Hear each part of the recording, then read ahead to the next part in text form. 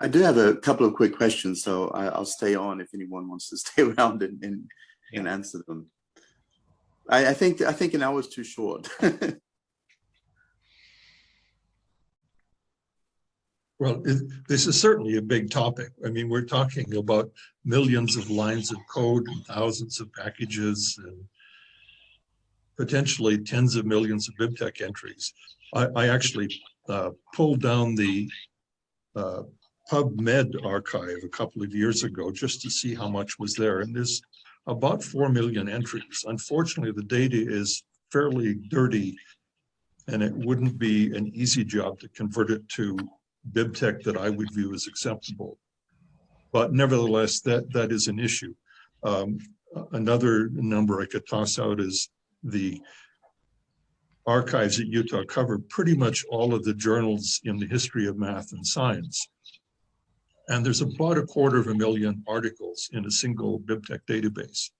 And most of the journals are covered completely. And I view this as a tremendous resource for historians, because the issue with searching for articles at a publisher site is you will only find articles they have published. They do not want to tell you anything about their competitors' articles. So having a neutral, independent source that combines all of them into one common format, I think, is a valuable thing to have. Just check my own main BibTeX file, which contains things I've actually cited. It has about 1,000 entries, which I typed in by hand over the years. But getting back to what you said before, the idea of, instead of sending a bibliography to the journal, just send them a list of DOIs, because all the information is there. Is there any journal which actually does that? Not as far as I know, but I think journals are recognizing this is an issue. A number of publishers, including the American Math Society, have worked on the problem of mining the formatted bibliography lists in published papers and books. From that, reconstructing the metadata that correctly identifies author, title, and so on, and then uses that to try to get a DOI attached to it. So at the AMS.org site, even if you don't have a subscription to MathSciNet, you can still use the MREF facility, and you can paste in a bibliography entry from some publication, and it will try to find a BibTeX entry for you and anything else it knows about it. That's a good start, because it means that older data can now get DOIs assigned. And I've seen publishers that have actually added DOIs to articles that are 150 years old. It's not common yet, but ultimately, it's far from complete. Every document on the planet with a DOI. Yeah, I mean, that would obviously stop it being used for all entries now, because there are old. I mean, my last paper, I cited a couple of things from the 19th century. I don't think they have DOIs, but maybe in the future. What's quite common now is to have the reference list in a journal article be formatted in a traditional way, but in the PDF file, these entries will actually be links to the DOI. And that's something the publisher does semi-automatically, I guess. But, it would make sense to just use the DOIs themselves and get all that information automatically. But I don't know, my recent experiences give me the impression that publication processing is becoming less and less efficient. So I'm not optimistic. I think that the whole nature of publication is changing. Kelly told us in the chat message that there's moves towards using DOIs in the R journal. Is that right, Kelly?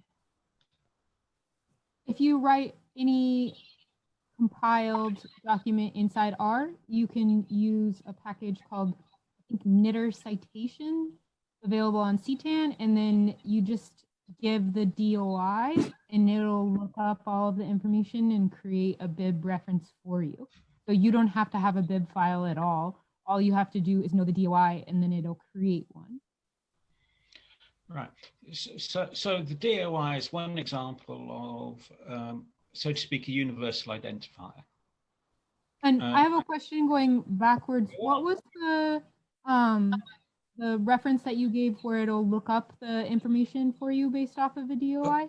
If you go to mref.org, to ams.org, and in the menus you can find a link to MREF, M-R-E-F, and that's a free service that the AMS provides.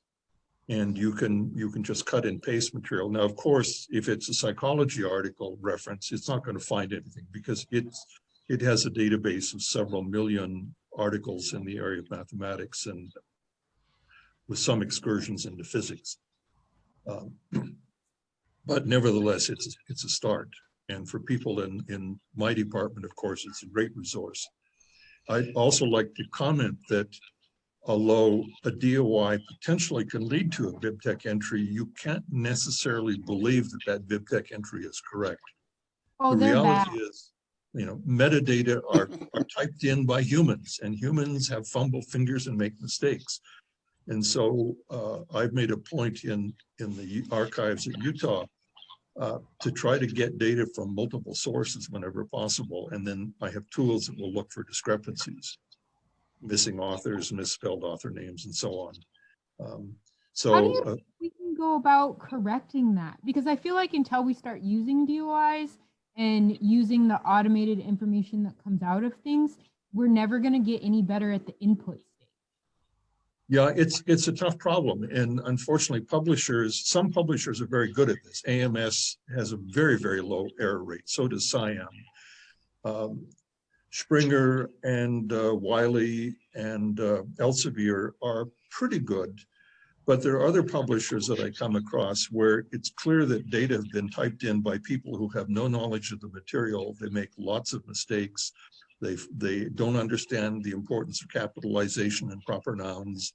They misspell words and so on, and the publishers accept that. Now, ideally, what should happen is if you want to get previously published material into electronic form, you need multiple groups to do that conversion, and then you need to merge the data and find where the discrepancies are. But of course, they can't afford to do that. They do it the cheapest way possible, which is by hiring people in Eastern Europe and Southeast Asia, primarily India. And in India, this has been my a reference significant list now. Beg pardon? I say those are the people typesetting my reference list now. Yeah. In South Asia. For Springer. Yeah, I have a family member who's actually in that business in India. So it's not an easily solved problem. It's really an issue of money. I spoke with our library director a few years ago about the possibility of turning our entire Marriott Library catalog of several million entries into BibTeX. But when we started looking at it, the reality is the data are just extremely dirty. They're full of errors and mistakes. And so any BibTeX entries you could get out of it every single one of them would require substantial manual correction. We just don't have good sources of accurate data. The same issue is if you use Google Books or just Google searches to find material. Authors aren't very good at making sure their literature references are correct. They make lots of mistakes. And so it's just a reality that data in this area are not clean. There is an advantage of that, though, for these typos, because sometimes you can tell if an author just inserted a gratuitous citation without actually having read the paper himself, because it's obviously copied a typo from someone else.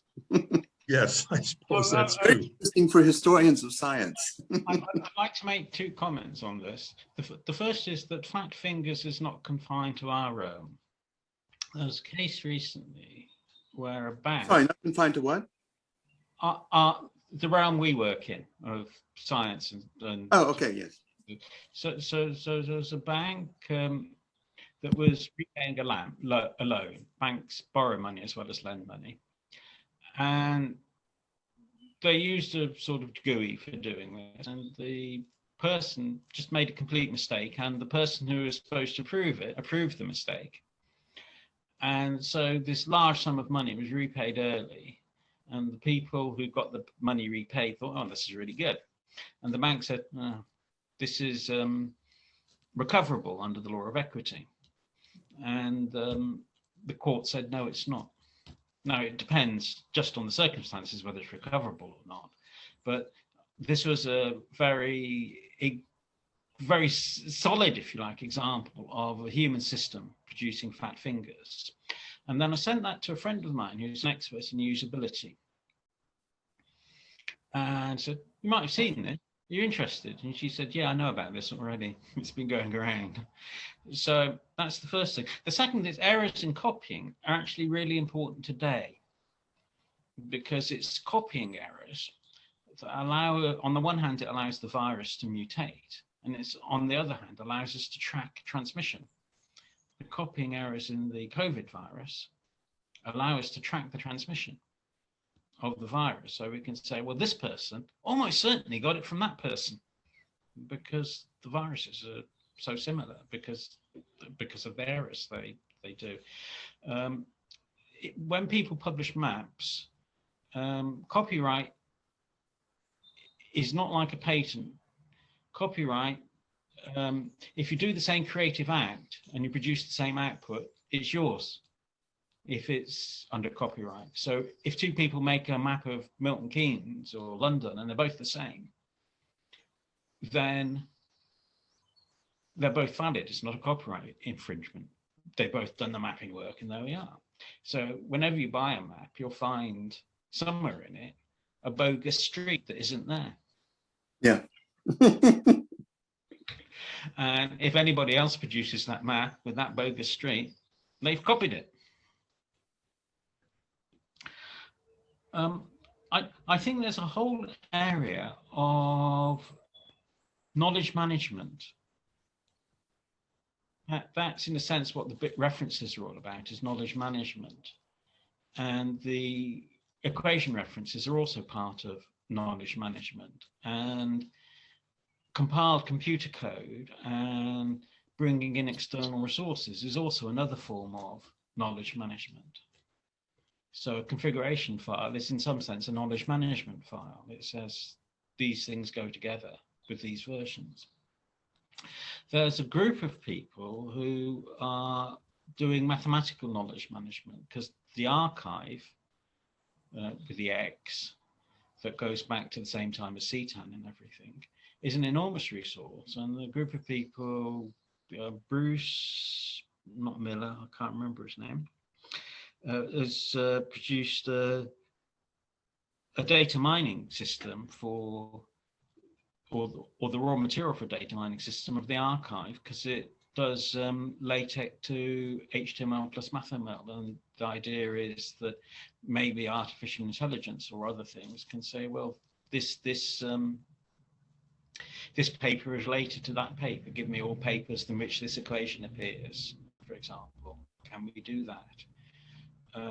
A more achievable version of that sort of thing is what's called the Online Encyclopedia of Integer Sequences, which, despite its name, goes back to about 1977, and Neil Sloan, as a graduate student, started collecting integer sequences, and then it went online and it acquired the new name. Previously, I think it was Neil Sloan's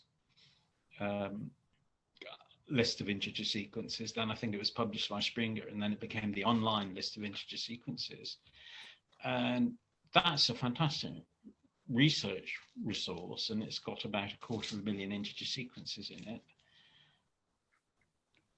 And that these integer sequences for some mathematical and physical problems act as something like fingerprints, that if two integer sequences are the same for 20 entries, then there's probably a big connection. So this whole issue of knowledge management is an important business. People specialize in it. It's where the libraries were the first institutions for knowledge management. And if you read certain types of books, you'll find in the acknowledgements there's thanks to the librarians and custodians of people in this library, because the library has the papers of T.S. Eliot or Tolkien or whatever, and they provide the resources. So the librarians are human repositories of where to get information. There's a sort of joke that somebody walks into a building, there's two signs, and the one says information, and that goes to the library, and the other one says information science, and that goes to computing. And even for mathematics, which is the one of the important activities of mathematics, is the stating and proving of theorems. That is now going over much more to being actually being a computer thing. That computer verified proofs are now, if not commonplace, on the edge of being commonplace in mathematics, and middle career research mathematicians are putting efforts into it, so that when they write their proof, it might actually be a computer verifiable proof. There's a very eminent mathematician, Verdovsky, who was called out by somebody, I think it was early career, saying, your proof in this paper, I think it's wrong, which is a sort of challenging thing to do for a young person to a senior person who's won the Fields Medal. And Verdovsky, to his credit, looked at all this and said, well, I don't know if it's right or wrong, but I don't know if it's right. And he devoted, unfortunately he died a bit early, he devoted a lot of time towards providing secure mathematical foundations for proofs, providing foundations for mathematics other than set theory, which is suitable for mathematical proofs. And he used a system called COC, which is also used for program verification. And one of the people who was involved in his work, and still is, I think, was Diana Scott, who I did come into contact with him as a student in Oxford, and he gave a course that I'm afraid I wasn't able to follow. But he's done work on Verdovsky's project, and it's really quite important stuff in many ways. So there's a whole collection of stuff going on, and the prospect of having formally correct programs and having formally correct mathematical proofs is a big change to knowledge management, at least in some technical areas, and even in physics. Even in physics, one relies on mathematics, and one would like the mathematics to be true, to actually be proved. So this whole issue of knowledge management is, if you like, publishing was the origin, one of the big drivers of libraries and knowledge management, if you like. And I remember reading of I think a 17th century map maker who actually had his maps printed so they could go on voyages. You can actually take a map on a voyage. Previously, a map was something that was kept like in a library. It was a sort of secret thing. And that produced, and the map maker said, send us errors and we'll revise the maps, which is fixing bugs in a program in the 17th century. So all this sort of stuff is part of what part of the human value of print and the stuff that tech has inherited. Tech has inherited a large amount of print tradition and print culture. And it's now becoming much more virtual and much less PDF, if you like. The PDF is one presentation of information that's used in many, many ways. And the people who are mining bibliographic information or searching journal articles on COVID for possible leads or collaborations is another part of knowledge management.